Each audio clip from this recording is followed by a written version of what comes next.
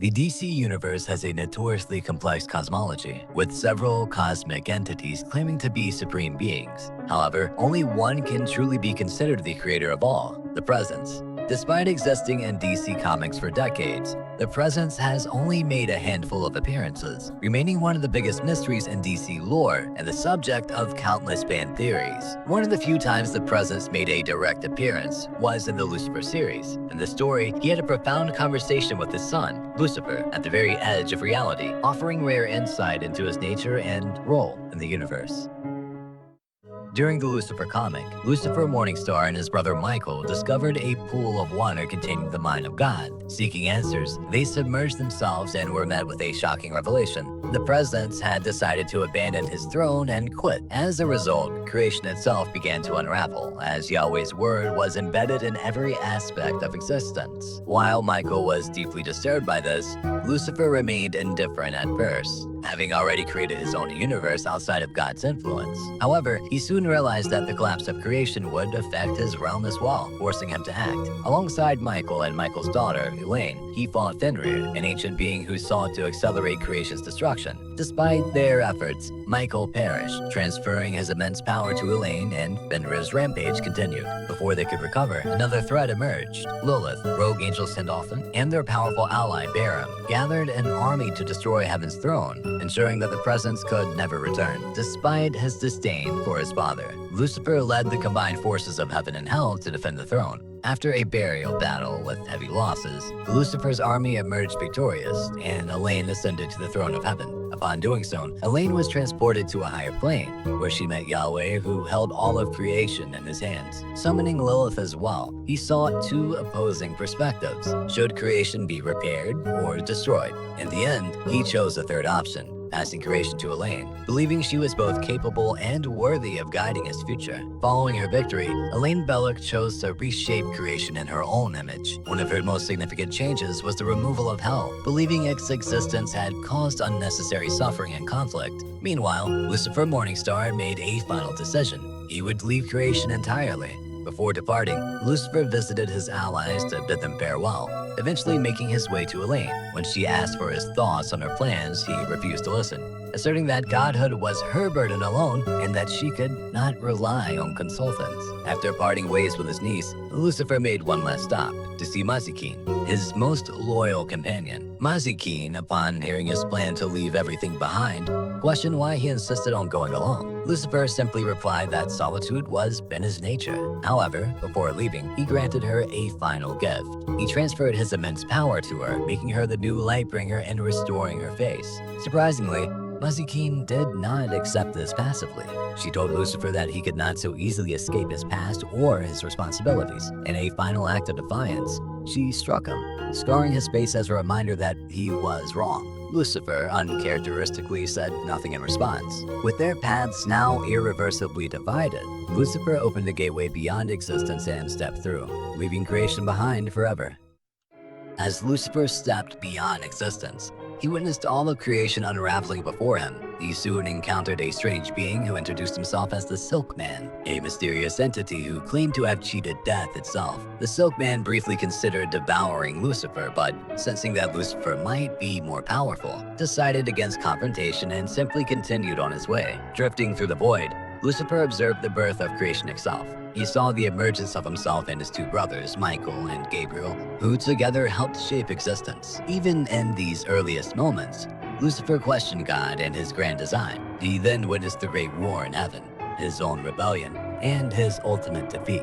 He saw the moment when God, rather than destroying him, offered him dominion over a realm of his own, a place farthest from heaven, which would become hell. For billions of years, he ruled this forsaken kingdom, until he finally renounced his throne, abandoning hell and giving his keys to Dream of the Endless, whom he had long viewed as a rival. After drifting in the void for what seemed an eternity, Lucifer stumbled upon a lone floating island with a small house resting atop it. As he landed, he was surprised to encounter his past enemies, Lilith, Sindolphin, and Barum. However, these versions of them had not yet experienced their battle with him. They were from a time before their eventual conflict. The Silkman was also among them, observing Lucifer with curiosity. Noticing the scar on Lucifer's face, Lilith assumed it was a wound from their impending battle and apologized. Lucifer, however, simply stated, "Your future is my past, and there is nothing to apologize for." The Silk Man, more cautious this time, suggested that they should kill Lucifer immediately to prevent whatever was to come, but Lilith refused, perhaps sensing that there was more at play than they understood. Before the conversation could continue, a presence unlike any other arrived, Yahweh himself. The moment he appeared, all but Lucifer fled, declaring that this conversation doesn't concern them any longer. Upon arriving, Yahweh expressed his happiness at seeing Lucifer outside creation. Lucifer replied that no matter where they were, their relationship remained unchanged. Yahweh suggested setting their grievances aside to talk about something else for a moment, but Lucifer responded that while he couldn't forget his grievances, he was willing to engage in conversation. A waitress, a green, faceless creature, approached and asked if they wished to order anything. Yahweh requested Darjeeling tea with lemon, while Lucifer ordered nothing. They then moved to the edge of the terrace, sitting down to continue their conversation as they watched creation unfold. Yahweh began by asking about Elaine and how she was handling her new role. He remarked that omnipotence was a great burden, and eternity an exceedingly long time. Lucifer replied that she was dealing with the mess Yahweh had created. The waitress returned, bringing 1 cup of Darjeeling and 1 cup of pure nothingness, as Lucifer had ordered. Yahweh then offered to tell a story. He recounted the tale of the Monkey King, a figure from Chinese mythology, and his encounter with the Buddha. The Monkey King boasted of his immense power, but the Buddha responded only with silence, which infuriated the Monkey King. To prove his worth, the Monkey King performed extreme feats, including a leap so vast that he reached the other side of infinity. There, he found 5 white columns holding up the sky. To mark his achievement, he carved his name on the middle column and leaped back to the Buddha. When he proudly recounted his mighty leap, the Buddha again remained silent, then raised his hand to reveal the Monkey King's name carved on his finger. Lucifer found the story offensive given the context of their meeting. Yahweh explained that the point was to illustrate the futility of trying to be one's own maker. Lucifer countered that Yahweh had managed himself well enough, but God clarified that even he was shaped by forces external to himself. He suggested that Lucifer's unhappiness stemmed from desiring the impossible, and Lucifer agreed, stating that desire was precisely about seeking what one couldn't have. Seeking what was available was greed. He added that he had been shaped as a being through his struggle against Yahweh, something for which he couldn't apologize. Yahweh acknowledged that this sentiment was mutual and that he, too, couldn't apologize for being Lucifer's father. Lucifer retorted that he sought neither apologies nor compensation, as Yahweh had nothing to offer him. Yahweh then revealed the true reason for their meeting. He proposed a potluck, an exchange of gifts so precious that their loss would ruin them. Yahweh offered to give Lucifer his thoughts, memories, and experiences, while Lucifer would give his in return.